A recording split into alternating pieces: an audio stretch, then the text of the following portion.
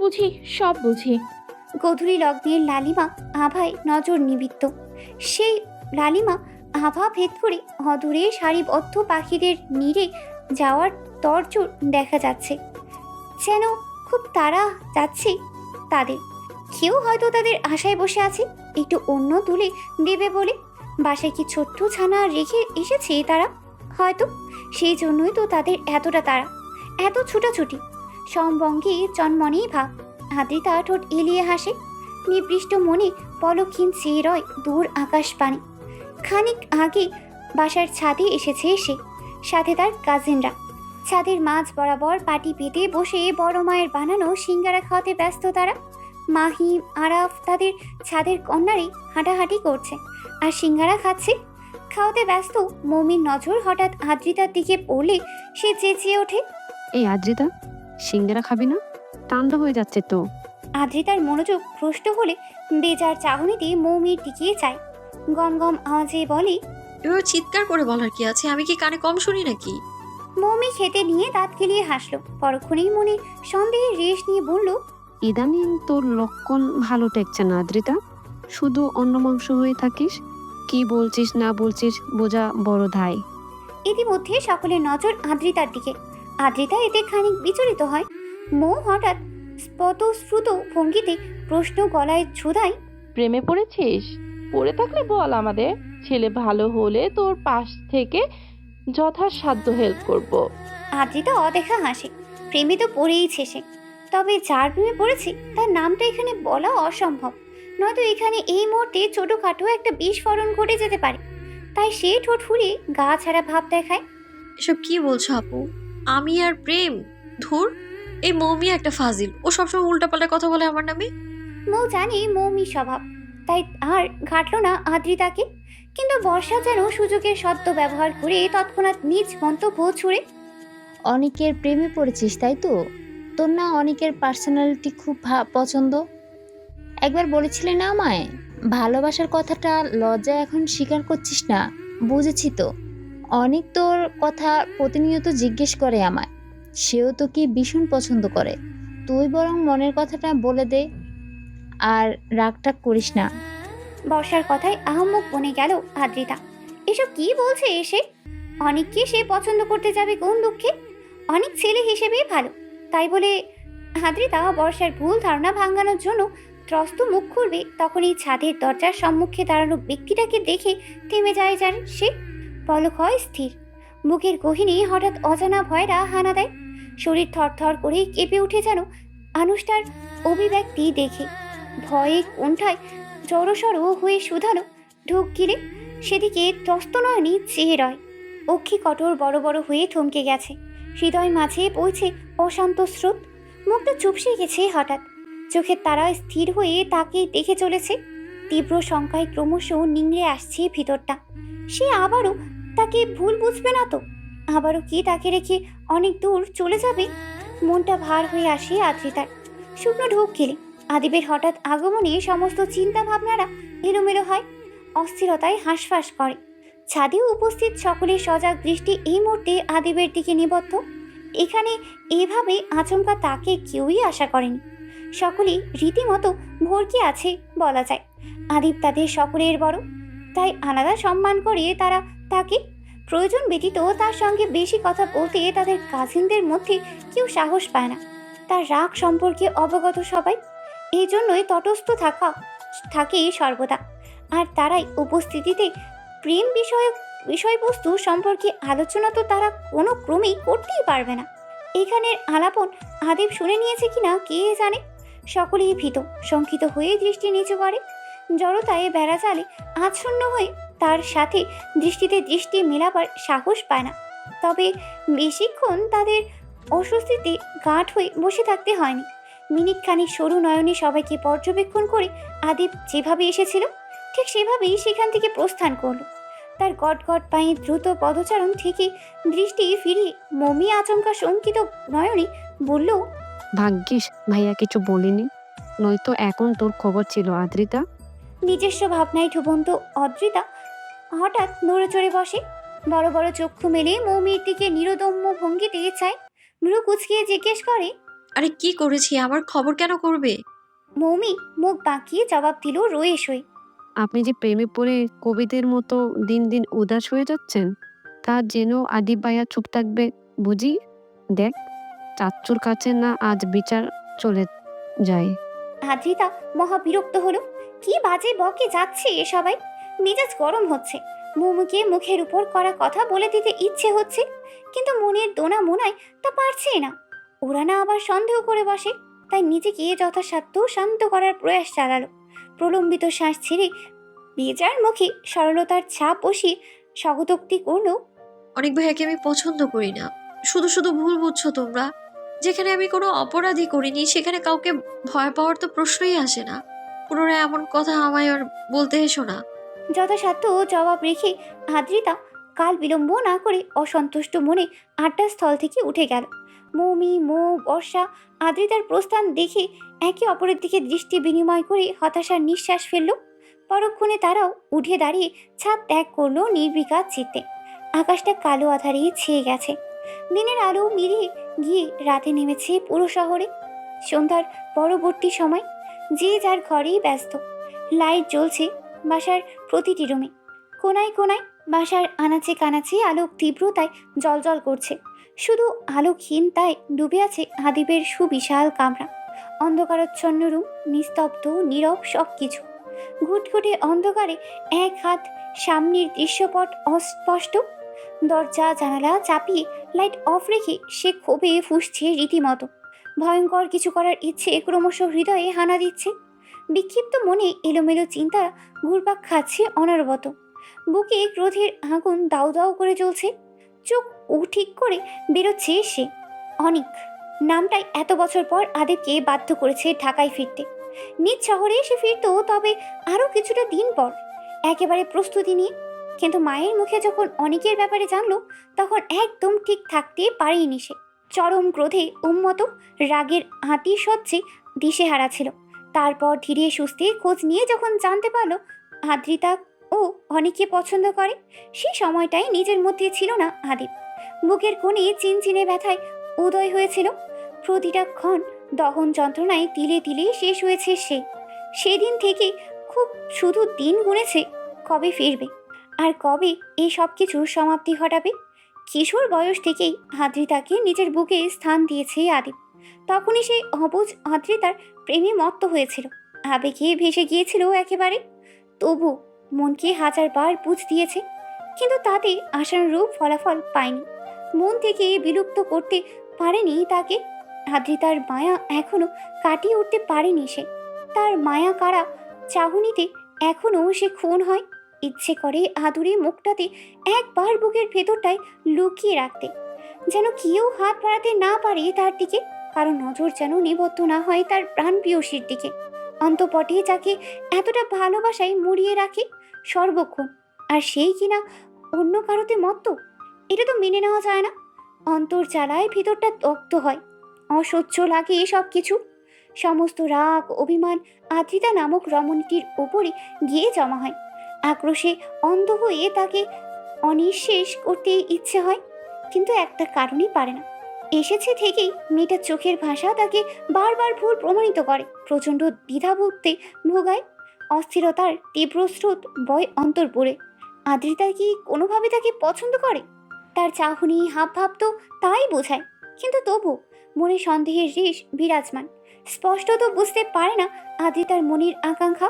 তোনামোনাও চলে অন্তরে দ্বিধায় নির্বিকার রয় আদিব। অনেক ভালো ছেলে, আদ্রিতা তাকে পছন্দ করতেই পারে। তবে হঠাৎ ভাবনা বাধাগ্রস্ত হয় আফসানার কণ্ঠস্বরে। তিনি দরজার ওপাশ থেকে অনবরত চেঁচিয়ে যাচ্ছেন, আদিব দরজা খোল, ঘুমিয়ে গেছিস আদিব? মায়ের উদ্বেগ মাখা আওয়াজে আদিব নড়ে চড়ে শোয়া থেকে উঠে বসে। বিছানা থেকে নেমে ক্ষণিকেই ব্যস্ত পদচারণে গিয়ে দরজাটা খুলে। অন্ধকার রুম দেখে আফসানা খানিক ভরকান। বড় বড় চোখে ছেলেকে পরখ করে তড়িৎ রুমের অভ্যন্তরে প্রবেশ করেন। চিন্তিত স্বরে আওড়ান, রুমের লাইট অফ কেন? কি হয়েছে? কেন চেতে গেলি আবার? আদিব জবাব না দিয়ে চোয়াল শক্ত করে সোজা গিয়ে বিছানায় বসে। আফসানা সরু নয়নে ছেলেকে দেখে নিয়ে মুহূর্তেই লাইট জ্বালিয়ে নিকটে আসেন। আদিবের পাশ ঘেঁষে বসে কাঁধে হাত রেখে সুধান, মেজাজ খারাপ কেন? কি হয়েছে? ক্ষুব্ধ নিঃশ্বাস ছাড়ে আদিপ। দৃষ্টি নিচু করে কিছু ভাবে কতক্ষণ। পরক্ষণে সুবোধ বালকের ন্যায় মায়ের কোলে মাথা রেখে শুয়ে পড়ে। আচমকা উদাসীন দৃষ্টি ছাদের দিকে তাক করে নিশ্চপতা ভেঙে শক্ত মুখে বলে ওঠে, তোমার পুত্রবধূকে ভালো হতে বলো, তাতে আমি কখন কি করে বসবো নিজেও জানি না। আফসানা বিস্মিত নয়নে চেয়ে থাকেন। পরক্ষণেই নিজেকে ধাতস্থ করে ক্ষীণ স্বরে প্রশ্ন ছুড়েন, আমার পুত্রবধূ যথেষ্ট ভালো আছে, তুই কবে ভালো হবি সেটা বল। আদিপ বিস্ফোরিত নয়নে মায়ের দিকেই চান। রাগ দেখিয়ে বলে, আম্মু, তুমি কিন্তু আমাকে অপমান করছো। আমাকে কোন দিক দিয়ে তোমার খারাপ মনে হয়? তাহলে আমার পুত্রবধূ কোন দিক দিয়ে খারাপ শুনি? এমন ভদ্র লক্ষ্মী মেয়ে পাবি আরো একটা। আদিপ রুষ্ট মনে চোখ ফিরিয়ে নেয়, বিড়বিড় করে আওড়ায়, এত লক্ষ্মী বলেই তো আমার এই অবস্থা। নাজেল করে ছাড়ছে একবারে। আফসানা মৃদু হাসেন। ভ্রু তুলে জিজ্ঞেস করেন, কি হয়েছে আমার পুত্রবধূ? আদিপ তাতে দাঁত চেপে উত্তর রাখি, ওর মুখে অন্য ছেলের নাম শুনলে সহ্য হয় না আমার। অনেকেও পছন্দ করে। আফসানা মাঝ পথে মৃদু ধমকে শাসিয়ে বলেন, বাজে বকিস না আদিব, এত বছর তুই এখানে ছিলি না, তাই যে যা বলবে সেটা শুনে মাথা গরম করবি না। আমি তোকে আবারও বলছি, আদ্রিতা অনিককে নয় তোকেই পছন্দ করে। আমার ধারণা মিথ্যে নয়, অযথা মেয়েটাকে দোষারোপ করবি না বলে দিলাম। আদিপ খানিক নিভে মনের আহ্বানে খামোশ হয়। সবকিছুর পরও একটা কিন্তু থেকেই যায় মনে।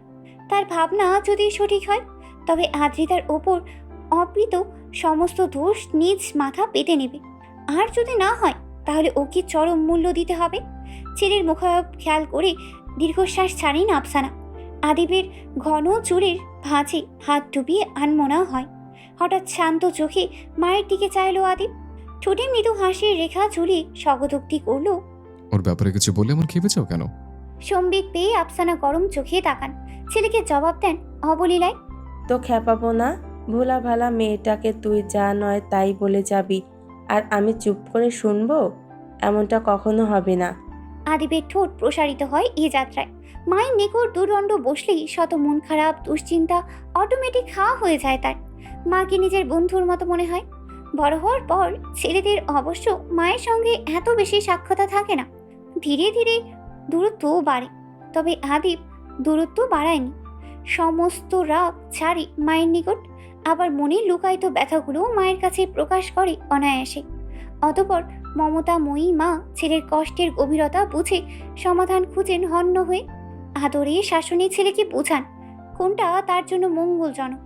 আদিব তার মাকে বলেছিল আদ্রিতাকে সে ভালোবাসে এবং তাকে বিয়ে করতে চায়। এটা শোনার পর তার মা রাগারাগি করেনি, বরং খানিক সময় নিয়েছে ভাবনা চিন্তার জন্য। পর মুহূর্তেই সন্তানের মর্মবেদনা উপলব্ধি করে উজ্জ্বল মুখে ছেলের সঙ্গ দিতে বলেনি, এখনও দিয়েই চলেছেন। বর্তমানে তো তাকে রেখে আদ্রিতার প্রতি টানটা বেশি দেখা যাচ্ছে। ঠোঁটে দাঁত চেপে উঠে বসে আদিব। সহাস্য মুখে টি শার্ট টেনে টুনে ঠিক করে নির্লিপ্ত গলায় বলে, ঠিক আছে, বুঝেছি সব। এবার এক কাপ কফি পাঠাও আমার জন্য। পুত্রবধূকে দিয়ে পাঠাতে চাও না আবার অঘটন। আদিবের কথা মাঝপথে থামিয়ে যেতে নিয়ে জবাব দেয় আফসানা, আমার পুত্রবধূ আর আসবেও না তোর ঘরে, যা ব্যবহার করিস। আদিব ঠোঁট কামড়ে হাসে মায়ের জবাব শুনে। আসবে না আবার? তাকে কিভাবে আনতে হয় সেটা সে খুব ভালো করেই জানে। হাসি থামিয়ে মায়ের গমন পথের দিকে চেয়ে হঠাৎ ডেকে উঠে সে। আম্মু শোনো। আফসানা চকিত দৃষ্টি ফেরান, রয়ে সয়ে প্রশ্ন করেন, কিছু বলবি? আদিব মাথা নেড়ে স্পষ্ট ভাষায় উত্তর দেয়। আমার বন্ধুরা আসছে কিছুক্ষণ পর, ওদের জন্য খাবার রেডি রেখো। আফসানা বুঝার ন্যায় মাথা দুলিয়ে বলেন, ঠিক আছে, চিন্তা করিস না। মায়ের প্রস্থান স্থির চোখে পরখ করে আদিব পুনরায় টান টান হয়ে শুয়ে পড়ে। অতঃপর চোখ বুঝলে প্রাণ প্রিয়সীর আদরে মুখখানা মনস্পটে ভেসে ওঠে সহসা, যেখানে সেই খিলখিলিয়ে প্রাণবন্ধ হাসছে। আর সেই ঝরঝরে স্বচ্ছ হাসিতে খুন হচ্ছে স্বয়ং আদিব। নিরিবিলি ছাদ মুহূর্তের মধ্যে জমজমাট হলো। আদিবের বন্ধুদের উপস্থিতিতে আড্ডা মুখর হলো পরিবেশ। হাসি ঠাট্টায় মেতে উঠল সবাই। রায়ান বিয়ে করার জন্য উঠে পড়ে লেগেছে। কদিনের মধ্যে বিয়ে সে করে ছাড়বেই বলে যেন পণ করেছে। এই জন্যই আজ জরুরি তলব পাঠিয়েছে আদিবের নিকট। ঠিক সেই কারণেই অতিষ্ঠ হয়ে আগে আগেই অফিস থেকে চলে এসেছে আদিব। আর সেটা সুরাহা করতেই বিয়ে পাগল রায়ান সহ বাকি বন্ধুদের ডেকে নিয়েছে নিজের বাসায়। ডিনার শেষে সবাই আড্ডা জমিয়েছে ছাদে। আদিব এখনো উপস্থিত যদিও, তবে চলে আসছে যে কোনো সময়। আদিবের উপস্থিতি খেয়াল করে হঠাৎ চকিত হলো রায়ান। বন্ধুদের মনোযোগ আকর্ষণ করার চেষ্টায় গলা ছেড়ে বলল, তোরা অনুমতি দিলে একটা কথা বলবো। তুই আবার অনুমতি নিতে শিখলি কবে থেকে? কি বলবি বল শালা। আমার বোন নাই, শালা শালা করবি না তাহিরের বাচ্চা। রাফি বিরক্ত নিয়ে বলল, থাম তো দুইটা, কি বলবি বল। রায়ান এবার টান টান হয়ে চেয়ারে বসলো। রয়ে শয়ে বলে উঠল, আদিব, শালা কেমন আনরোম্যাটিক দেখছিস? শুধু রাগটাই জানে। আদ্রিতার সঙ্গে ওর কথাবার্তা বলার একটা সুযোগ করে দেই, কি বলিস? নোভা আদ্রিতাকে দেখতে চাইছিল, ওরে না হয় কাল। আচমকা আদিবের আগমনে রায়ানের কথা মাঝপথে থেমে যায়। বাকিরাও থতমত খেয়ে নড়ে চড়ে বসে। আদিব নির্বিকার ভঙ্গিতে হেঁটে এসে রায়ানের পাশের খালি চেয়ারটায় আসন গেড়ে বসে। হঠাৎ থমকে যাওয়া পরিবেশে স্বাভাবিক করতে রায়ান অনিচ্ছাকৃতও হাসে। দাঁত গেলিয়ে সাফাই গিয়ে কিছু বলতে নেবে তখনই আদিব বিচক্ষণ ভঙ্গিতে শুধায়, আদ্রিতাকে কোথায় নিয়ে যাওয়ার কথা বলছিলে? হ্যাঁ? রায়ান সজাগ দৃষ্টি দিয়ে তাকায়। বাকিটা মিটিমিটি হাসে। আদিবের শানিত দৃষ্টিতে নজর রেখে রায়ান স্বীকারোক্তি দেয়, তোর কথা অনুযায়ী আম্মুকে সব জানিয়েছি, বুঝলি? বাবাকেও ইতিমধ্যে জানানো হয়েছে। তারা অমত করেনি, আবার মতও দেয়নি। সব সময় চেয়েছে, কিন্তু আমি বলে দিয়েছি কদিনের ভেতরেই বিয়ে করব, ব্যাস। এটা শুনে অবশ্য দ্বিমত করেনি। আবার সিদ্ধান্ত হয়েছে কালই নোভাকে দেখতে যাবে। তাই ভাবছিলাম আমাদের সঙ্গে আদ্রিতাকেও নিয়ে যাই, কি বলিস? নোভাও দেখতে চেয়েছিল ওকে। সহজ ভঙ্গিমায় আদিব নির্বিকার চিত্তে সমস্ত কিছু শুনল।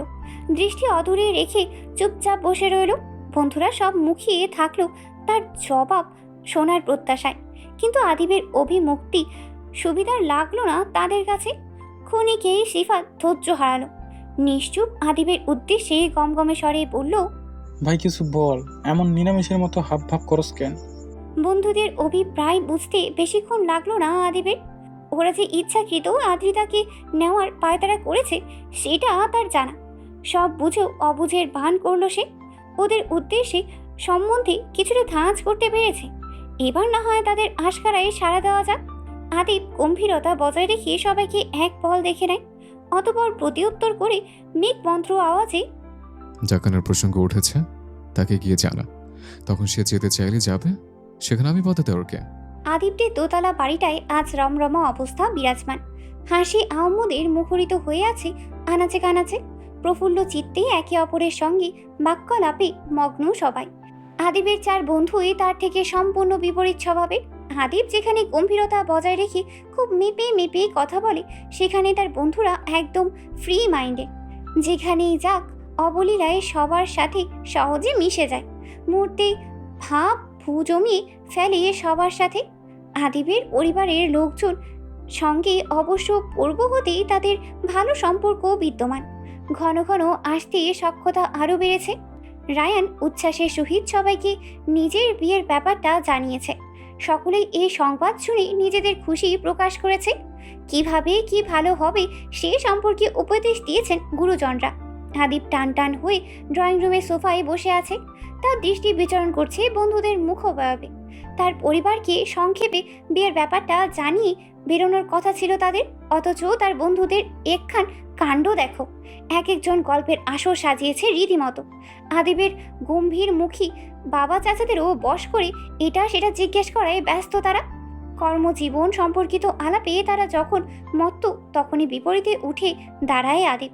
তৎক্ষণাৎ বন্ধুদের উদ্দেশ্য করে বলে ওঠে, বাইরে যাবি তোরা, না আমি একে চলে যাব? বন্ধু মহল হঠাৎ সতর্ক হয়। আদিবের ভাবভঙ্গি পরক্ষণে এবার আসলো আসল কথাটা পারে রায়ান। হালকা হেসে আবদা ছুঁড়ে শফিক রহমানের দিকে চেয়ে, আঙ্কেল, মমি আর আদ্রিতাকে কাল নিয়ে যেতে চাইছি আমাদের সঙ্গে। আসলে নোভা দেখতে চাইছিল আর কি। শফিক রহমান খানিক নিশ্চুপ থাকেন। পর মুহূর্তে ড্রয়িং রুমে উপস্থিত আদ্রিতা ও মমির দিকে চেয়ে স্বগতোক্তি করেন, ওরা যেতে চাইলে যাবে। যেতে চাও তোমরা? চাচুর প্রশ্ন শুনে চকিত দৃষ্টি ফেরায় আদ্রিতা। তবে তার জবাব দেওয়ার আগে মৌমি কমল স্বরে জানায়, চাচ্চু আমার তো আগামীকাল একটা পরীক্ষা আছে, যেতে পারবো না বোধ হয়। মৌমির বক্তব্য শুনে শফিক রহমান আদ্রিতার দিকে দৃষ্টি ফেলেন। আদ্রিতা ততস্থ ভঙ্গিমায় মাথা নিচু করে বিড়বিড় করে বলে, আমার ক্লাস নেই কাল।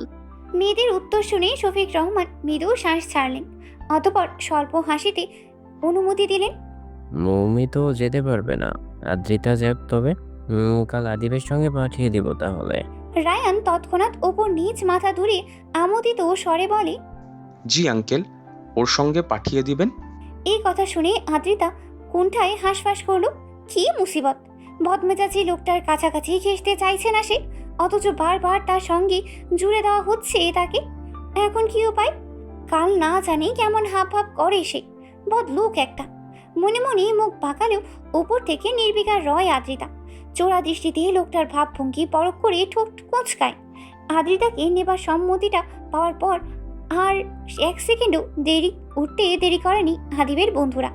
সকলের থেকে বিদায় নিয়ে তখনই তস্ত্র প্রস্থান করলো তারা। আদিব তার বন্ধুদের নিয়ে উঠে যেতেই আদ্রিতা এসে বসলো সোফায়। দীর্ঘক্ষণ দাঁড়িয়ে থেকে তার পা ব্যথা হয়ে গেছে তার। মৌমি বসা গুরুত্বপূর্ণ আলোচনায় সামিল হতে এসেছিল। সব শুনে তারাও নিজ নিজ ঘরে চলে গেছে তৎক্ষণাৎ। তনিমা মরিয়মও নিজেদের ঘরে রেস্ট নিতে গেছেন। শুধু রয়ে গেলেন আফসানা।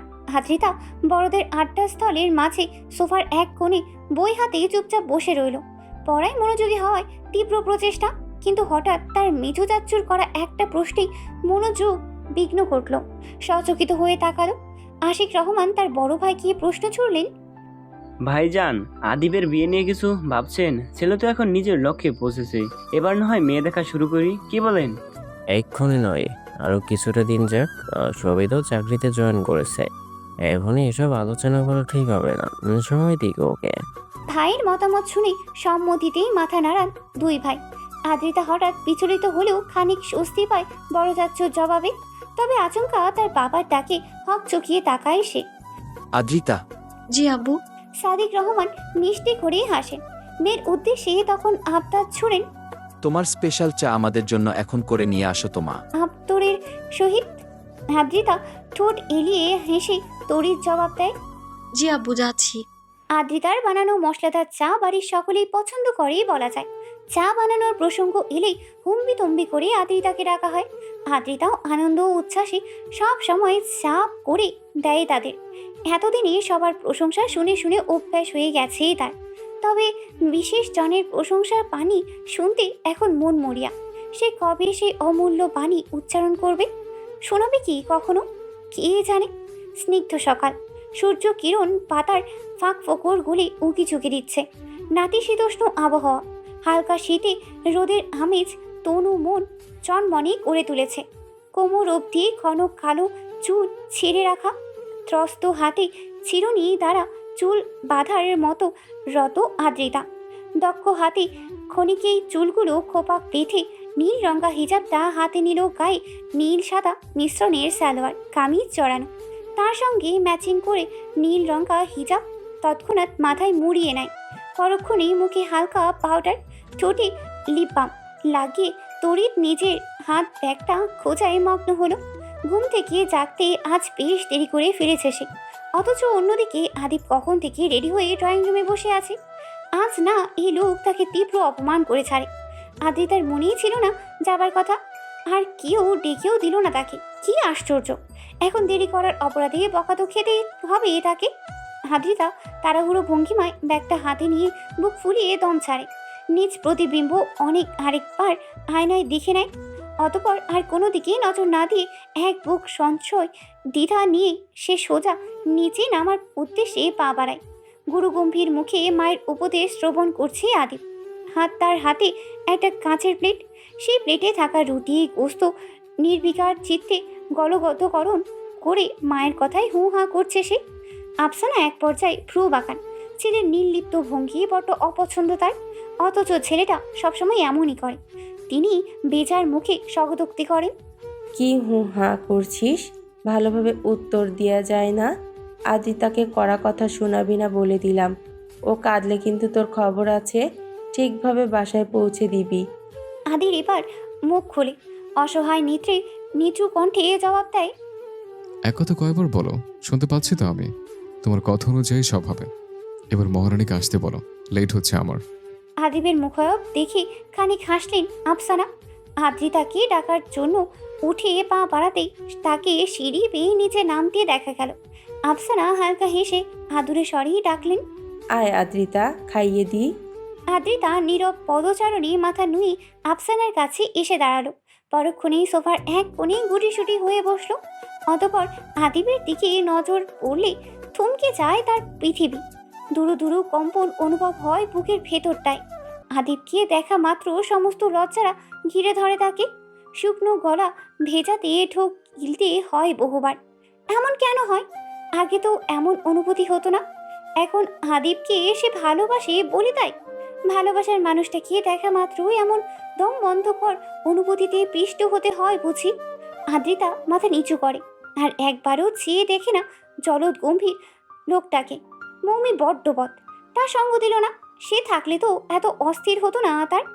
রাগী জেদি লোকটার সঙ্গে আজ সারাটা দিন কাটাতে হবে। না জানি কপালে কী আছে। আদিবের খাওয়া শেষ হওয়া মাত্রই সে মায়ের কাছে প্লেট বুঝিয়ে বেসিন থেকে হাত ধুয়ে এসে তড়িৎ বাইরে বেরিয়ে গেল। যাবার আগে আদ্রিতাকে নিয়ে দ্রুত গাড়ির নিকট আসার সংকেত মাকে বুঝিয়ে দিয়ে গেল। ছেলের ইশারা বুঝে আফসানা ত্রস্ত হাতে আদ্রিতাকে খাইয়ে দিতেই লাগলেন। এর মধ্যে রান্নাঘর থেকে তনিমা ছুটে এলেন কফির মগ নিয়ে। আদিবকে দেখতে না পেয়ে সংশয়ে প্রশ্ন ছুড়লেন, আদিব চলে গেছে ভাবি? আদ্রিতার মুখে রুটির টুকরো পুড়ে দিয়ে আফসানা জবাব রাখলেন, চলে গেছে। কফিটা আদ্রিতাকে দাও। আদ্রিতা তৎক্ষণাৎ মুখ কুঁচকে বলল, তিতা কফি আমি খাবো না, একটু চিনি নেই। আফসানা মৃদু হাসেন, ভ্রু উঁচিয়ে শুধান, তুই কিভাবে জানলি আদিব চিনি ছাড়া কফি খায়? টেস্ট করেছিলি?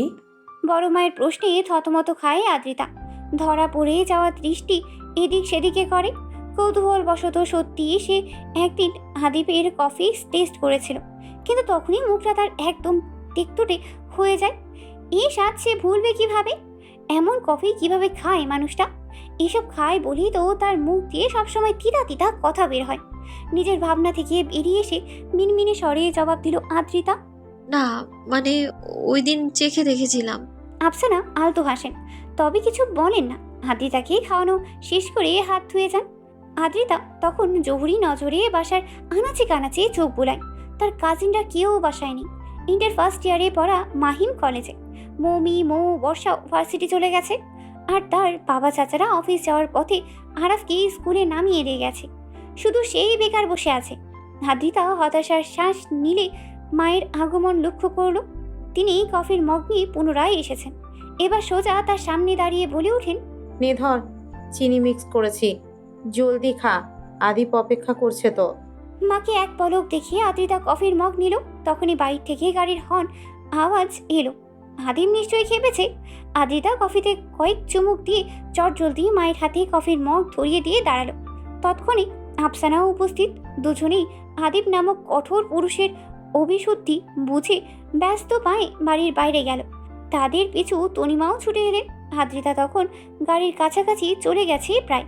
তনিমা পিছন থেকে মেয়েকে সাবধান করে বললেন, আস্তে যা, পড়ে যাবি। আদিবের কাছাকাছি থাকিস, ছুটাছুটি করিস না। মায়ের কথায় থমকে দাঁড়িয়ে গেল আদ্রিতা। পিছু ফিরে মাকে এক পলক দেখে উত্তর দিল, আমি ছোট বাচ্চা না আম্মু, ছুটোছুটি কেন করব? টেনশন নিও না, আসি। আদিব ড্রাইভিং সিট থেকে এক পলক চেয়ে দেখে তাদের কাণ্ড কারখানা। তার মা চাচি মেয়েকে সুপরামর্শ দিয়ে ভরিয়ে দিচ্ছেন একেবারে, যেন আদিব তাদের মেয়েকে পথে বেঁচে দিয়ে আসবে। আড়ালে কিঞ্চিত হেসে ঠোঁট বাঁকায় আদিব, অথচ উপর থেকে সে নির্বিকার কঠোর মানব। আকাঙ্ক্ষিত মুহূর্ত, দীর্ঘদিনের লালিত স্বপ্ন বাস্তবরণ নিয়েছে আজ। অন্তর্কোণে প্রশান্তির হাওয়া বহমান। দুটি হৃদয় আজ পরিতৃপ্ত। পুলকিত চেহারায় স্বচ্ছ নয়নেই হাসছে। একজনের চোখে মুগ্ধতা, অপরজন সে মুগ্ধ করো দৃষ্টিতে নিজেকে হারিয়ে লাজুক লতার ন্যায় নুয়ে গেছে। কি মনোমুগ্ধকর কি সে দৃশ্য! রায়ান নোভার বিবাহ সম্পূর্ণ হয়েছে কিছুক্ষণ পূর্বে। জন্ম, মৃত্যু, বিয়ে, এই তিনটা ক্ষণ সৃষ্টিকর্তার নির্ধারিত। এই তিনটা বিষয় আচমকা অপ্রত্যাশিতভাবে কখন ঘটে যায় তা বোঝা বড় মুশকিল। রায়ান তার বাবা মা বন্ধুদের নিয়ে এসেছিল আজ কন্যা দেখার উদ্দেশ্যে। বড়জোর আংটি পরিয়ে রেখে যেত আজ। বিয়ের পরিকল্পনা ছিল সামনে শুক্রবারে, অথচ এক কথায় দুই কথায় বিয়েটা পাকা করে আজ কিভাবে যেন এই মুহূর্তেই হয়ে গেল। অবশ্যই এতে ভালোই হয়েছে। 4 বছর ধরে করা তাদের লুকোচুরি প্রেমের সম্পর্ক পূর্ণতা পেলেও আজ একজোড়া কপত কপতির মনির আশা পূর্ণ হলো। সারা জীবনের জন্য পেয়ে গেল একে অপরের মনের মানুষটাকে। সদ্য বিবাহিত যুগলকে বিমুগ্ধ নয়নে পরখ করছে আদ্রিতা। ড্রয়িং রুমের সোফায় পাশাপাশি বসে আছে তারা। কি সুন্দর মানিয়েছে তাদের, একদম পারফেক্ট জুটি। তাদের জায়গায় যদি সে আর আদিবটা হতো তবে কেমন হতো ব্যাপারটা? নিশ্চয়ই তাদেরও সুন্দর মানাতো। মনের অবান্তর ভাবনায় ঠোঁট চেপে হাসে আদ্রিতা। পরক্ষণেই চোখ ঘুরিয়ে আদিবের দিকে চাইলে চোখাচোখি হয় তাদের। আদ্রিতা থতমত খেয়ে চোখ সরায়। লোকটাও তার দিকে চেয়েছিল নাকি? গাড়িতে পুরো রাস্তা একদম নিশ্চুপ থেকে আদ্রিতাকে নিয়ে সোজা রায়ানের বাসায় গিয়েছিল আদিব। এখানে থেকে তাদের সঙ্গে একদম নোভাদের বাড়িতে উপস্থিত হয়। রায়ানের মায়ের কথাতেই মূলত বিয়েটা আজ হয়ে গেল। ওনার কাছে মেয়েকে খুব পছন্দ হয়েছে। ছেলের পছন্দের তারিফও করেছেন রীতিমতো। মায়ের কথায় তখন লজ্জা পেলেও এক মুহূর্তে রায়ান চির সুখী বনে নিজের বউয়ের পানে চেয়ে বন্ধুদের নানা ইঙ্গিতপূর্ণ কথা, দুষ্ট উক্তি কিছুই গায়েই মাখছে না সে। এসবের ভেতরে নোভা লজ্জায় আড়ষ্ট হচ্ছে, মাথা নুয়ে হাঁসফাঁস করছে। আদ্রিতা ড্রয়িং রুমের এক কোণে দাঁড়িয়ে এই দৃশ্য দেখে মিটি মিটি হেসে এগিয়ে গেল সোফার দিকে। বাড়ির গুরুজনেরা আপাতত নিজেদের কাজে ব্যস্ত, তাদের এদিকে মন নেই। আদ্রিতার আগমনে হাঁফ ছেড়ে বাঁচল যেন নোভা। কয়েক ঘন্টাতেই মেয়েটার সঙ্গে বড্ড ভাব জমিয়ে ফেলেছে সে। যদিও সে আদ্রিতার থেকে বয়সে বড়, তাতে কি? আদ্রিতার মতো মিষ্টি নম্র স্বভাবের মেয়ের সঙ্গে মিশা যায় খুব সহজে। আদ্রিতা এসে নোভার পাশে দাঁড়ায়। নোভার সঙ্গে দৃষ্টি বিনিময় করে নিচু স্বরে বলে, রুমে যাবা আপু? নোভা তৎক্ষণাৎ উঠে দাঁড়ায়। এতক্ষণ সব অস্তিত্বে জমে বসেছিল সে। তার বেহায়া জামাই নীলনজ্জের মতো বন্ধুদের সামনেই কেমন তাকিয়েছিল। ইস, একা পেলে ওই লোকের খবর করবে সে।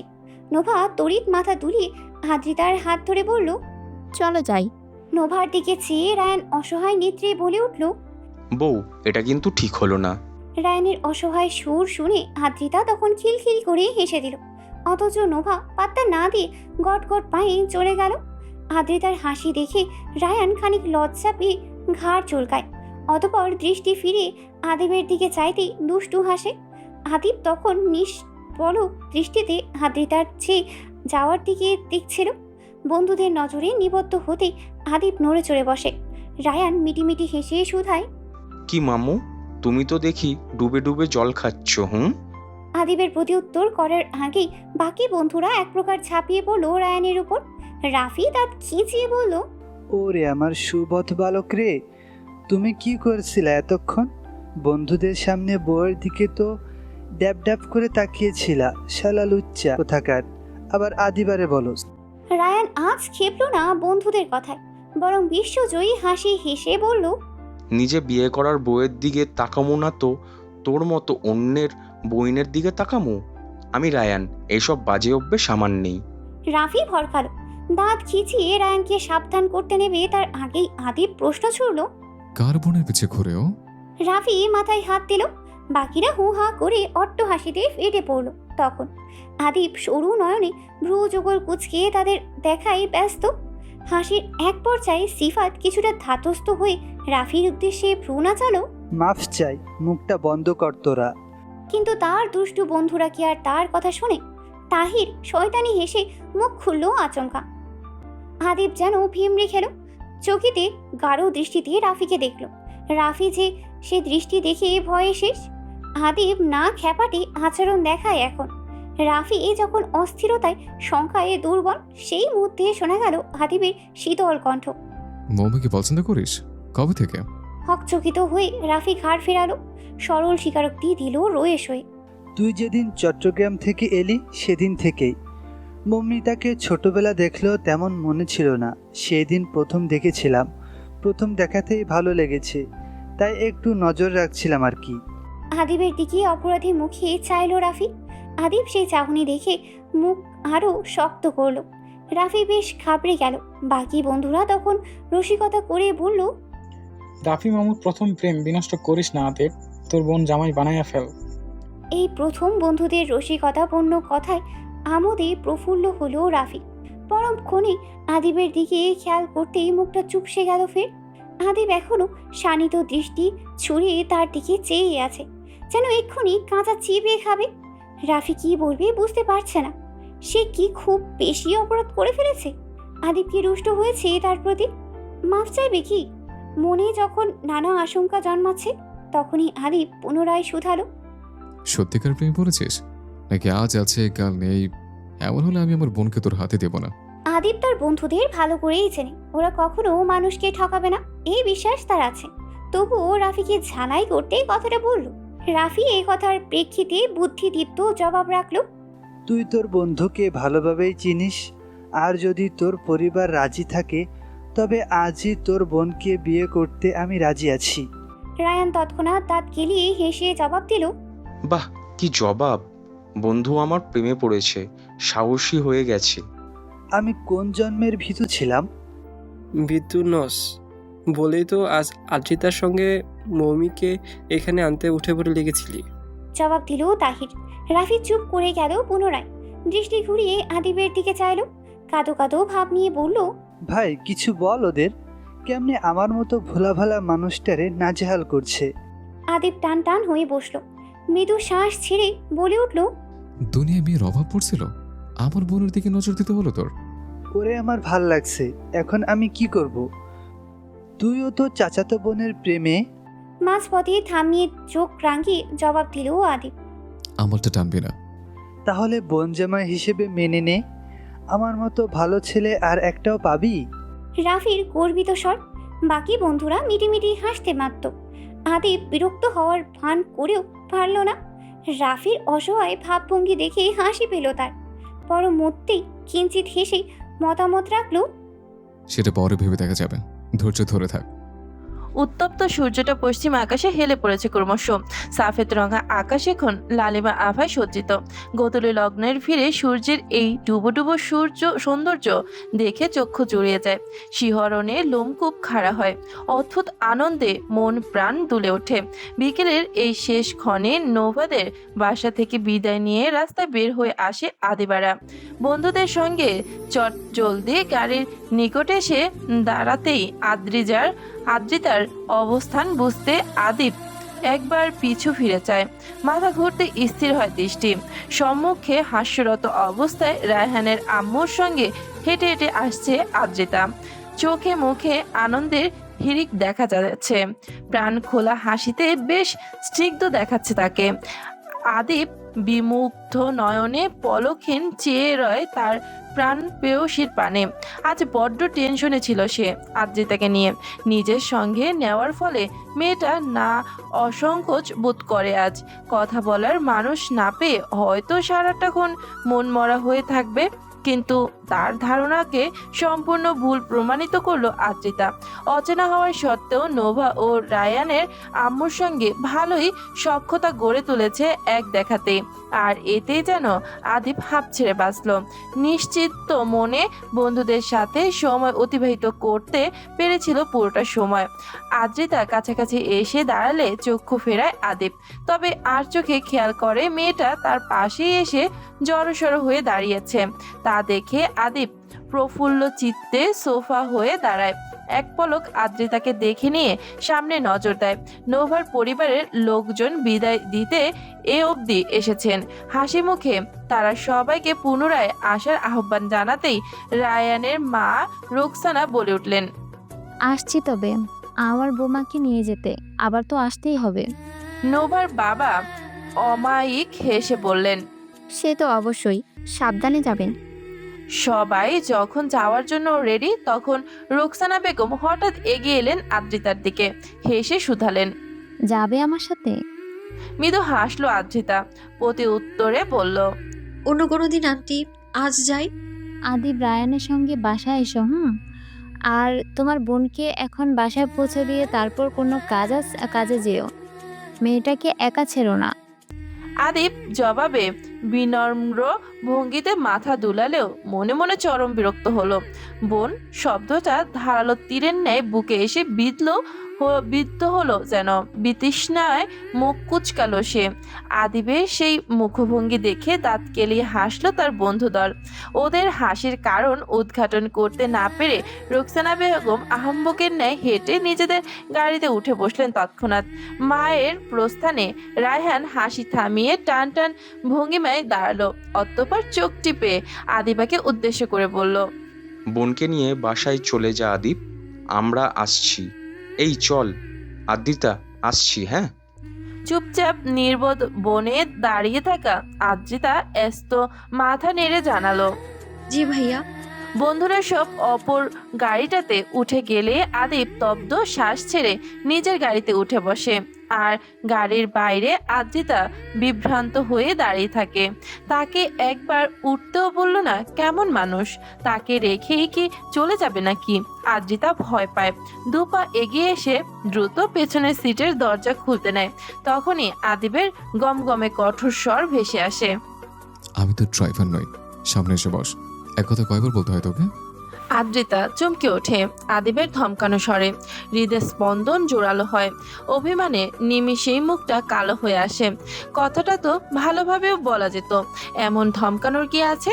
সেদিনও পেছনে বসতে গিয়েছিল সে, অথচ আদিব মানা করে দিয়েছিল। সুন্দরভাবে সামনে বসার জন্য আহ্বান জানিয়েছিল। তবে আজ এমন রূঢ় ব্যবহার কেন? কি করেছে সে?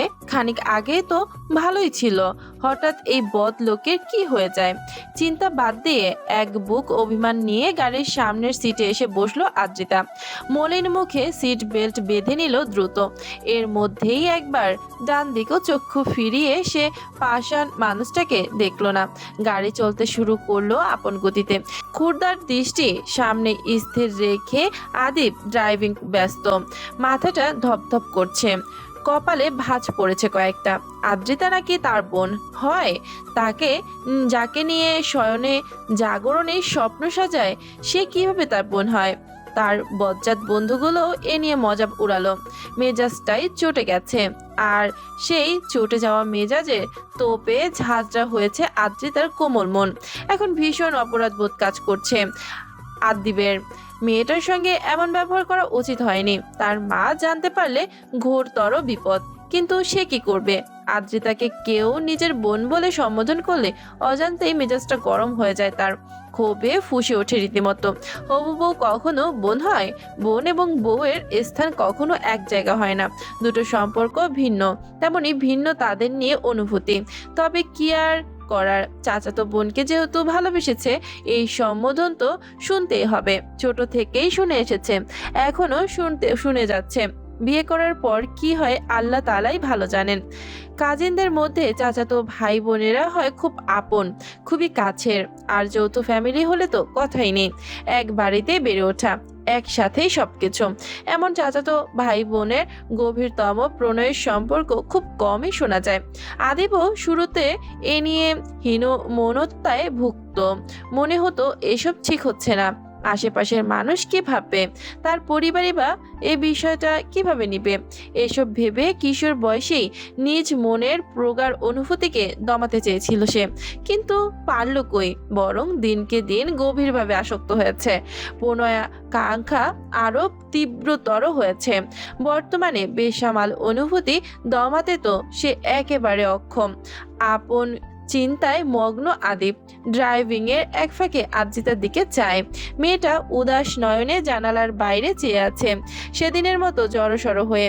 আদিবের ভুরু কুঞ্চন হলো, ফের ড্রাইভিং এ মন দিল শক্ত মুখে।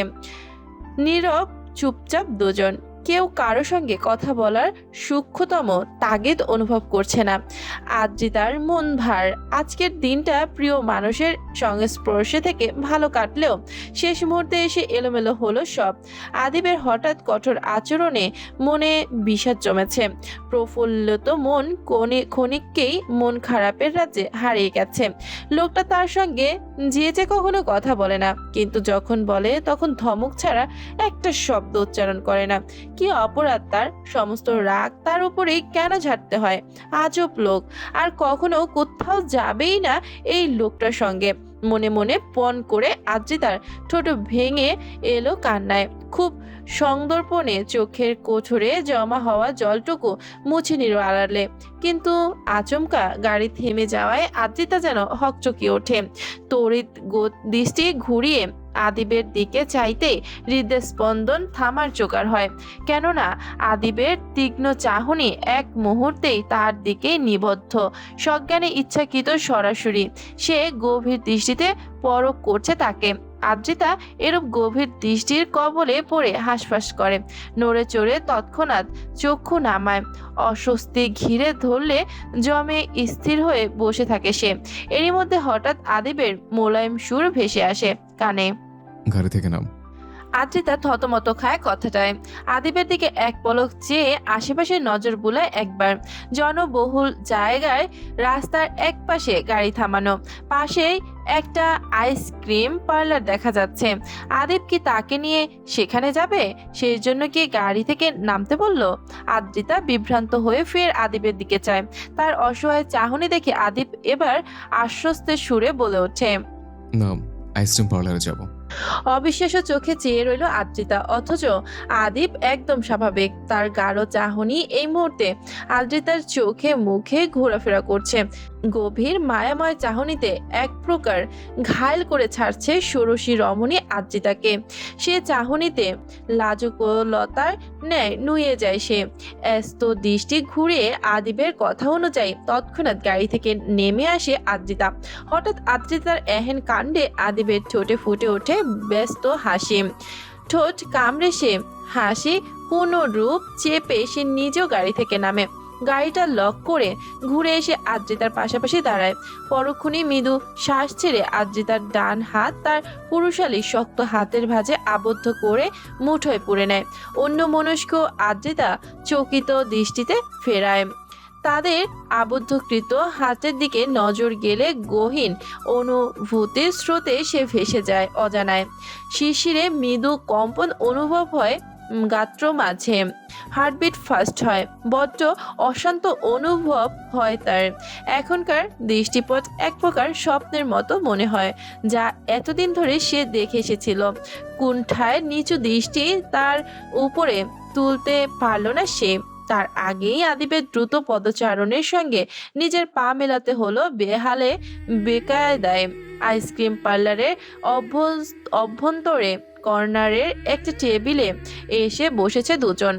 অনতি বিলম্বে আদ্রিতার পছন্দের ফ্লেভার অনুযায়ী আইসক্রিম অর্ডার দিয়ে আদিব পুনরায় চেয়ার টেনে আদ্রিতার মুখোমুখি বসে।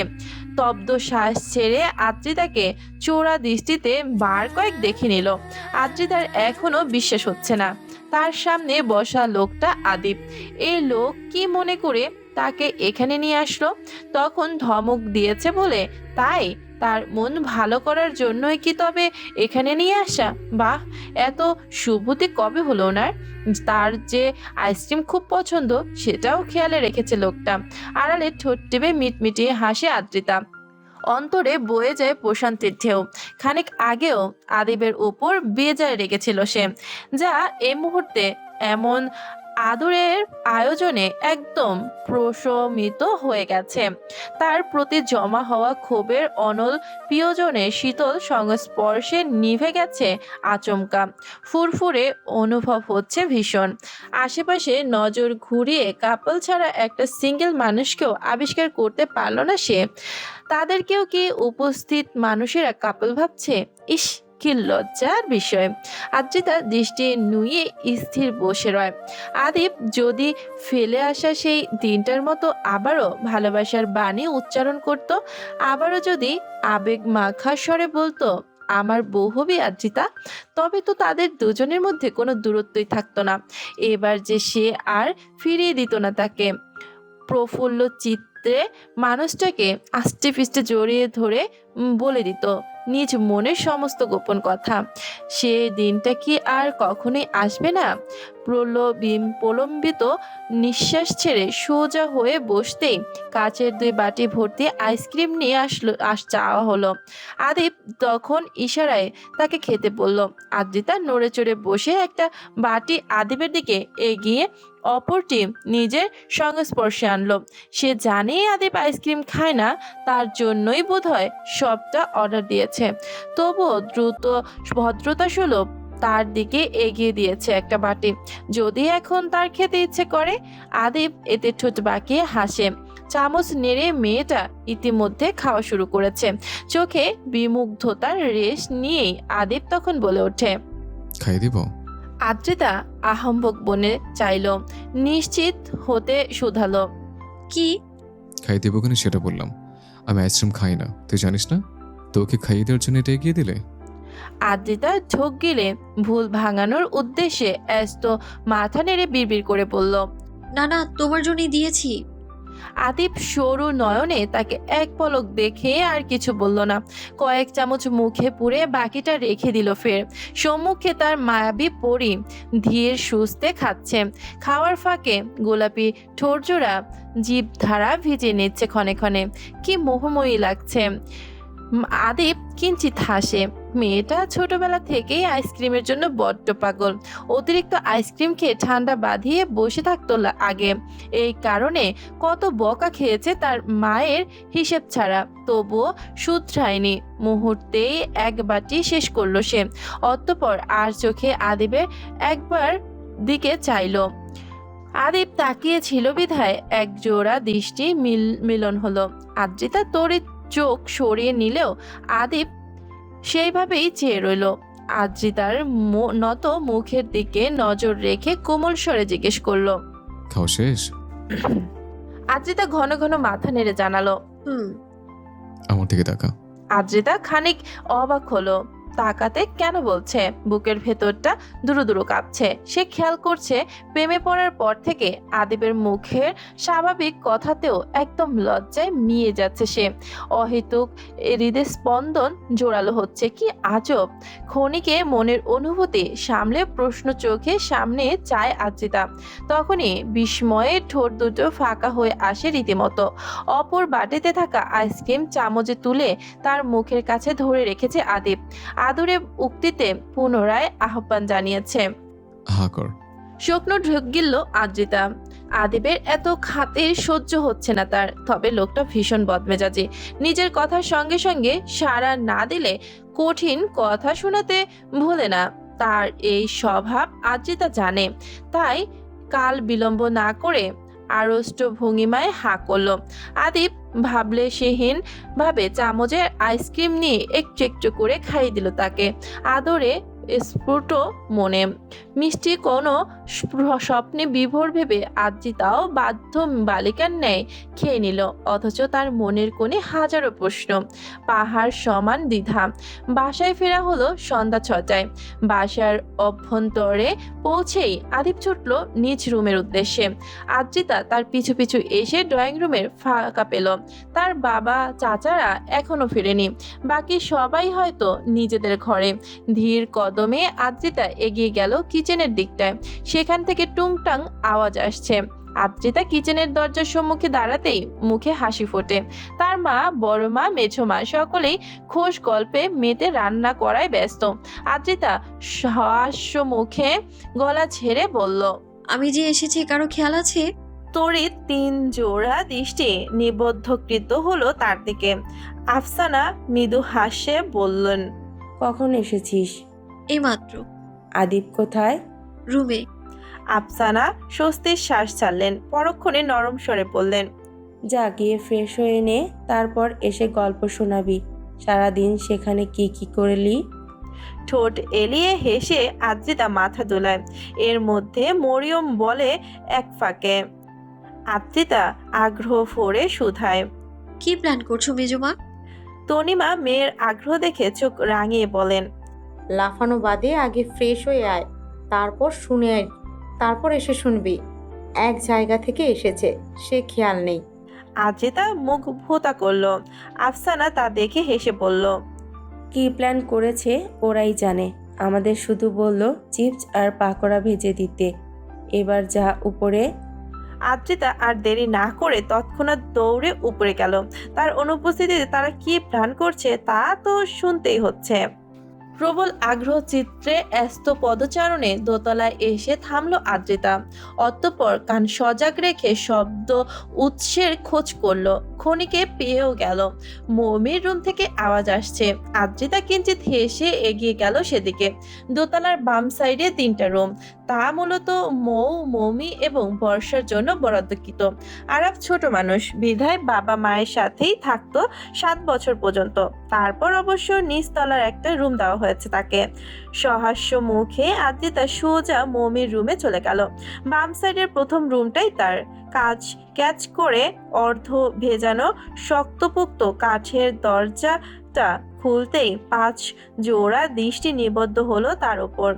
চক্ষু যুগল বড় বড় করে এক একজন দেখছে তাকে, যেন আদ্রিতা নামক রমণীকে তারা কোনোদিন দেখেইনি। সবার ভরকানো চেহারা দেখে আদ্রিতা মুখ কুঁচকে দরজা ছেড়ে বিছানার দিকে এগিয়ে গেল। বিছানায় গোল হয়ে বসে আছে 5 জন। ফাঁকা একটা জায়গা দখল করে আদ্রিতাও তাদের পাশে গিয়ে বসলো।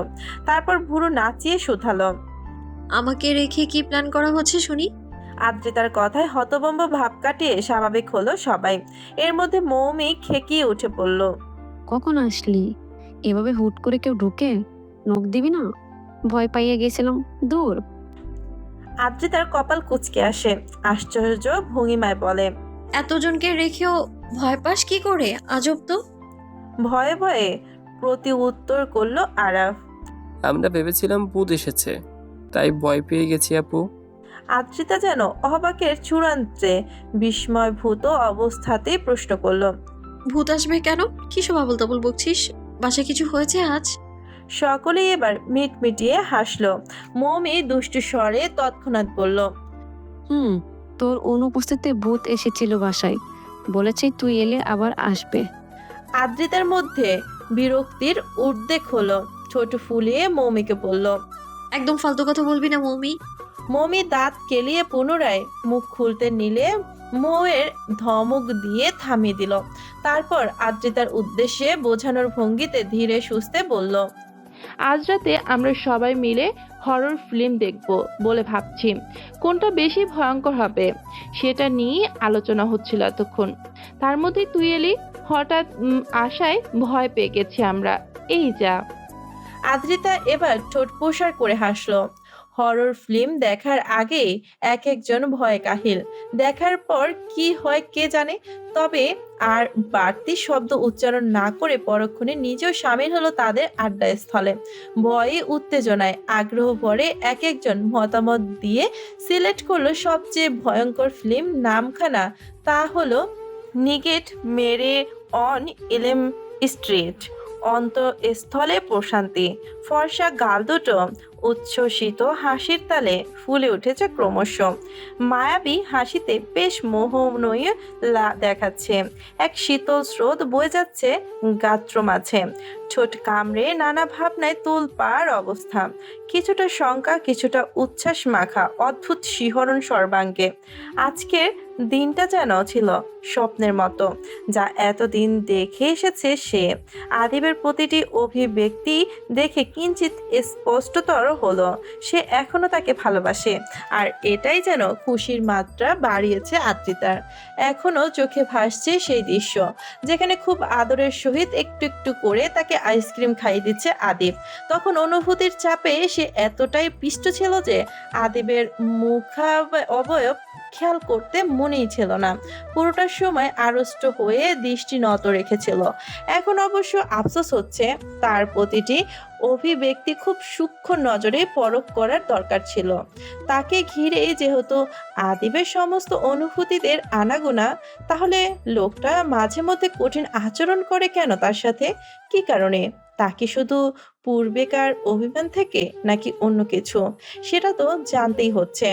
খানিক অন্য মনস্ক আদ্রিতার সম্ভিত ফিরে মৌমির খোঁচানোর ড্রয়িং রুমে মা চাচি সহ সকল কাজিনরা জমায়েত হয়েছে। তারা বাবা চাচারা এবং আদিব অবশ্য রাতের খাবার সেরে নিজ নিজ কামরায় অবস্থান করছে। আজ সারাদিন কেমন কাটলো সম্পূর্ণ অপরিচিত এক পরিবারের সঙ্গে, সেটাই উপস্থিত সবাইকে ব্যক্ত করছিল আদ্রিতা। পুলকিত নয়নে সবাইকে জানিয়েছে সমস্ত বিষয় সম্পর্কে।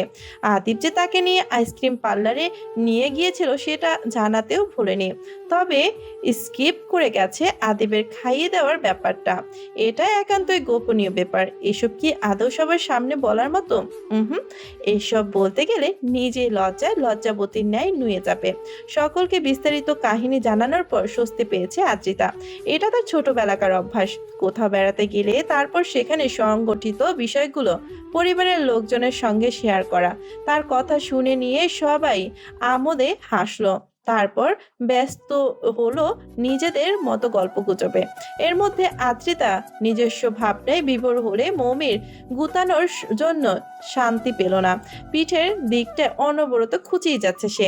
আদ্রিতা বিরক্তিতে অতিষ্ঠ হয়ে দাঁতে দাঁত চেপে বলল, কি সমস্যা?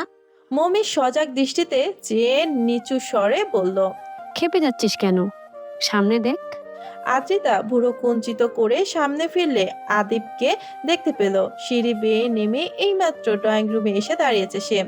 ব্লু টি শার্টটি, ধূসর ট্রাউজার পরিহিত লোকটার চুলগুলো কিঞ্চিত এলোমেলো। নজর কাড়া শ্যাম সুন্দর পুরুষ ধীর কদমে এগিয়ে আসছে ঠিক টি টেবিলের কাজটাতে। আদ্রিতা ঢোক গেলে পরক্ষণে মৌমির দিকে প্রশ্ন চোখে তাকায়, জিজ্ঞেস করে অবুঝ ভঙ্গিমায়, সামনে কি দেখতে বলছিস? আদিব ভাইয়া এসেছে, দেখলি না? তো কি হয়েছে? মৌমি এবার চোখ পাকিয়ে নিচু স্বরে বিড়বিড় করলো, সন্ধ্যায় আমাদের মধ্যে কি আলোচনা হলো ভুলে গেছিস? আদিব ভাইয়ার কাছে ল্যাপটপ চাইতে হবে। আমরা যে হরর ফিল্ম দেখবো মনে নেই? আদ্রিতা এতক্ষণে আসল কাহিনী বুঝে মাথা নাড়ল, অতঃপর নিজেও ফিসফিসিয়ে জানালো, আমি কিন্তু চাইতে পারবো না, তুই যা। একদম না, তুই গিয়ে চাইবি, তোকে ধমক দিবে না ভাইয়া। আদ্রিতা আহাম্বক বনে যায়। তাকে নাকি ধমকাবে না আদিব, তাকে এ কটু কথা শুনিয়ে দিল। মনের সমস্ত ক্ষোভ মেটায় আদিব। এসব ওদের কে বোঝাবে? আদ্রিতা কাটকাট ভঙ্গিমায় বলে, তোদের থেকে আমাকেই ধমকায় বেশি, আমি পারবো না বলতে। মৌমি গো ধরে বলল, আদ্রিতা যা বলছি, আজ ভাইয়ার মন ভালো, কিছু বলবে না। তাহলে তুই যা। তাদের বাক্য আলাপে চরমতম পর্যায়ে আদিবকে হঠাৎ প্রস্থান করতে দেখা গেল। আদিব সে এসেই টি টেবিলে থাকা নুডলস আর পানি খেয়ে পুনরায় চলে যেতে পা বাড়িয়েছে। আদ্রিতা মৌমি দুজনেই নির্বোধের ন্যায় চোখাচোখি করে। বাকিদের এদিকে ধ্যান নেই, সব কয়টা গল্পে মজেছে। মৌমি দাঁত কটমট করে। আদিব সিঁড়িতে একবার রাখতে পেছন থেকে হঠাৎ ডেকে ওঠে মৌমি। ব্যস্ত বলে ওঠে, ভাইয়া একটু দাঁড়াবে? আদিব দাঁড়িয়ে যায়, মাথা ঘুরিয়ে নির্লিপ্ত ভঙ্গিমায় বলে, কি হয়েছে? সকলের আলাপচারিতার এক মুহূর্তে সঙ্গীত আগ্রহ ভরে মৌমিকে পরখ করতে ব্যস্ত সকলে। মৌমি এক পলক আদিবকে দেখে নিয়ে আমতামতা করে বলে, তোমার ল্যাপটপটা আজকে রাতের জন্য দিবে ভাইয়া? ইতিমধ্যে সমস্ত কাজিনরা সজাগ হয়। আদিবের জবাবের প্রত্যাশায় আকুল হয়ে যায়। আদিব বুড়ো যুগল কুচকে ফেলে, তৎক্ষণাৎ জিজ্ঞেস করে, ল্যাপটপ দিয়ে কি করবে? ভাইয়া ডানো ল্যাপটপ, আজ আমরা সকলে মিলে হরর ফিল্ম দেখবো। মোবাইলে দেখে একদম মজা পাওয়া যাবে না। আদিব কিছু বলার পূর্বেই ছেলের উদ্দেশ্যে গরম চোখে বলে ওঠেন মরিয়ম, মাহিম, এসব দেখবি না বলে দিলাম। আগেরবার ভয় কি করেছিল মনে নেই? মরিয়মের কথা শুনে সকলেই এক দফা হেসে উঠল। আগের বার হরর ফিল্ম দেখে ভয়ে আতকে প্যান্ট ভিজিয়েছিল মাহিম। তখন সে স্কুল পড়ুয়া স্টুডেন্ট ছিল, বেশ আগের ঘটনা। তবে এখনো এ নিয়ে খেপায় তাকে সবাই। মাহিম মুখ ভোলায়। আরাফের ক্যাবলা মার্কা হাসির দিক চেয়ে খেকিয়ে বলে, এই পুস্কো, খবরদার হাসবি না বলে দিলাম। আমি তখন ছোট ছিলাম, এমনটা হতেই পারে, স্বাভাবিক। আদিব তাদের অহেতুক কথায় কান না দিয়ে বিরক্ত নিয়ে পড়ল, কাল তোদের ক্লাস নেই, এত রাত জেগে কিছু ফিল্ম দেখা? আরাফ তো দেখবে না, আর আমাদের কারোর ক্লাস নেই কাল। আদ্রিতার বোধ হয় আছে। আদ্রিতা সচকিত হলো। আদিবের চোখা দৃষ্টি দেখে মিনমিন করে পড়ল, আমি কিছুক্ষণ দেখি ঘুমিয়ে যাব। আদিব অদেখা হাসলেও প্রকাশ করালো না তা। সবাইকে সূক্ষ্ম নজরে এক পলক দেখে নিয়ে স্পষ্ট ভাষায় কিছু করা আওড়াতে দ্রুত প্রস্থান করলো। আমার রুমের দরজা খোলা, ল্যাপটপ এসে নিয়ে যাস। উল্টাপাল্টা টেপে কিছু ডিলিট করবি না, খবরদার। পাসওয়ার্ড হলো 108546। আদিব ল্যাপটপ দিতে রাজি হওয়ার সকলেই পুলকিত নয়নে দৃষ্টি বিনিময় করলো। আদিব দ্বিতীয় তলায় চলে গেল। এক প্রকার চেঁচানো স্বরে বলে উঠল মৌমি। এ ভাইয়া ল্যাপটপ দিবে? আমি বলছিলাম না ভাইয়ার আজ মন ভালো। ফাহিম যা গিয়ে নিয়ে আয় ল্যাপটপটা। বড় মা আমাদের খাবারের ব্যবস্থা করছিলে। আফসানা আলতো হেসে জানালো। ব্যবস্থা করেছি রে পাগলি। মরিয়ম পুনরায় সতর্ক করে বললেন। আরে ভয় পাবো না, তুমি শুধু শুধু চিন্তা করো। এই আয় সবাই।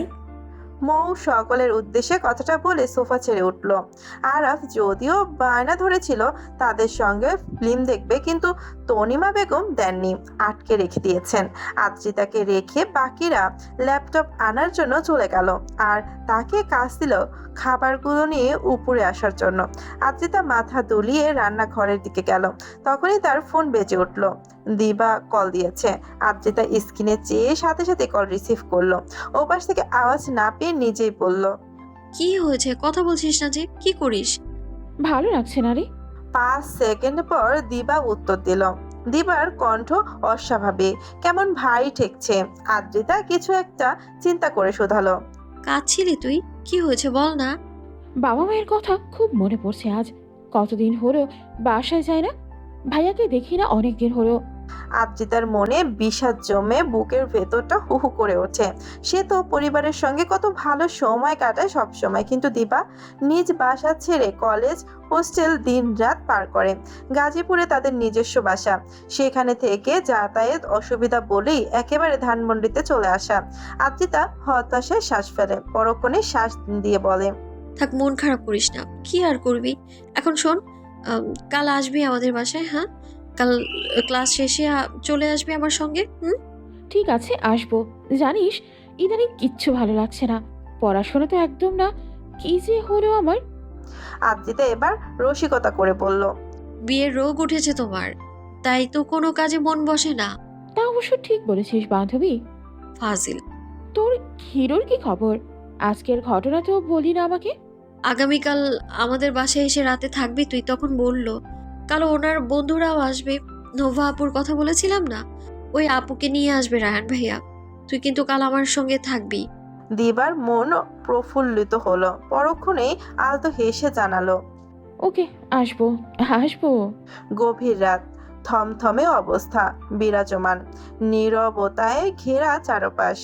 বাড়ির সকলে আপাতত ঘুমিয়ে, শুধু জেগে আছে 5 জন। মৌ, মৌমি, মাহিন, বর্ষা, আদ্রিতা। মৌমির রুমের বিছানার ঠিক নিচে পার্টি পেতে আসন গেড়েছে সবাই। একজনের গায়ের সঙ্গে আরেকজন লেপ্টে আছে প্রায়। সব দরজা জানালা বন্ধ করে লাইট অফ করে ল্যাপটপে মুভি দেখা শুরু করেছে তারা সেই 10টা থেকে। এখন রাত 12:30। একটা মুভি শেষ করে ইতিমধ্যে আরেকটা দেখা শুরু করে দিয়েছে তারা। সকলে ভয়ে তটস্থ, উৎকণ্ঠায় ঢোক গেলছে বারবার। জঙ্গলের অভ্যন্তরে ঘটা বিভিন্ন ভৌতিক সিন দেখে মাহিম বারবার ভয়ে মৌয়ের হাত চেপে ধরছে। মৌ নিজেও তার ভাইকে অভয় দিয়ে হাতটা চেপে রেখেছে আদরে ভঙ্গিমায়। সকলের মনোযোগ এই মুহূর্তে ল্যাপটপের স্ক্রিনে চলমান। ভয় জাগানো মুভিতে পূর্বেরটার চেয়ে এটা আরো বেশি ভয়ঙ্কর লাগছে। শরীরের লোমকূপ অবধি দাঁড়িয়ে যাচ্ছে, হৃৎপিণ্ড জোরালো হয়ে নাস্তানাবুদ করে ছাড়ছে সবাইকে। আদ্রিতা নড়ে চড়ে উঠে হঠাৎ চোখ ঢেকে বলে ওঠে। আমি আর দেখবো না, ঘুমোতে যাচ্ছি, কাল ক্লাস আছে আমার। এখানে শুয়ে পড়, যেতে পারবি এখন? পারবো। পরে ভয় পেয়ে চিল্লাস না আবার, তাহলে কিন্তু বড় চাচু খুব বকবে আমাদের। আদ্রিতার একটু ভয় লাগছে অবশ্য, কিন্তু এতটাও নয়। তাই সে আস্ত উঠে দাঁড়িয়ে সস্তর উক্তিতে করলো। ভয় পাবো না, কিন্তু এখানে আর এক মুহূর্ত থাকলে ভয়ের সাগরে ডুবে যাবো আমি। ভীতগ্রস্ত মাহিম এবার দাঁত কেলিয়ে বলল। আর একটু থাকো অদ্রিতা আপু, তোমাকে ভয়ের সাগরে ডুবিয়ে ছাড়ি।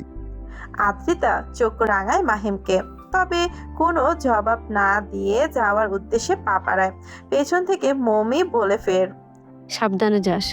মৌমির রুম ছেড়ে বাইরে আসে আদ্রিতা। ঘুটঘুটে অন্ধকার সর্বত্র, বাড়ির সব লাইট নেভানো। প্রলম্বিত শ্বাস ছেড়ে আদ্রিতা এগিয়ে যায় নিজ রুমের উদ্দেশ্যে। অন্ধকারে সংকুচিত চেহারায় আশেপাশে চাইছে সে, বুক দুরু দুরু কাঁপছে। হরর ফিল্ম দেখার এই এক অসুবিধা, দেখার পর একা একা কোথাও গেলেই মনে হয় আশেপাশে কেউ আছে। ভীত লোচনে নিজ রুমের সামনে এসে দাঁড়াতেই আদ্রিতার দৃষ্টি গেল অদূরে ছাদের সিঁড়ির কাছটায়। সেখানে এক অস্পষ্ট মানবের অবয়ব দেখা যাচ্ছে, নড়াচড়া করছে রীতিমতো। আদ্রিতা থমকে যায়, হাত পা থরথর করে কাঁপতে থাকে, জবান যেন বন্ধ প্রায়। সেই অবয়বটি ধীর গতিতে তার দিকেই এগিয়ে আসছে। একটু একটু করে আদ্রিতার গলা শুকিয়ে যায়, পা যেন চলে না। অবয়বটি প্রায় কাছাকাছি চলে এলে তার যেন টনক নড়ে, কাঁপান্বিত গলায় প্রাণপণে চিৎকার দিতে নেয়, ভূত। কিন্তু তার কথার মাঝপথে থামিয়ে মুখটা শক্ত করে চেপে ধরে সে অবয়ব, নিজের সঙ্গে মিশিয়ে এক প্রকার চেপে ধরে তাকে। আদ্রিতার শঙ্কায় অস্থির হয়ে ছোটার চেষ্টা চালায়, কিন্তু পারে না। এর মধ্যে ফিসফিসানো শব্দ স্বরে হুঁশে ফিরে সে। আমি আদিব। ক্ষণিকে শান্ত হয়ে যায় আদ্রিতা। এতক্ষণে ভয়ের চোটে দিক বিদিক হারালেও এখন কিছুটা শান্ত হয়।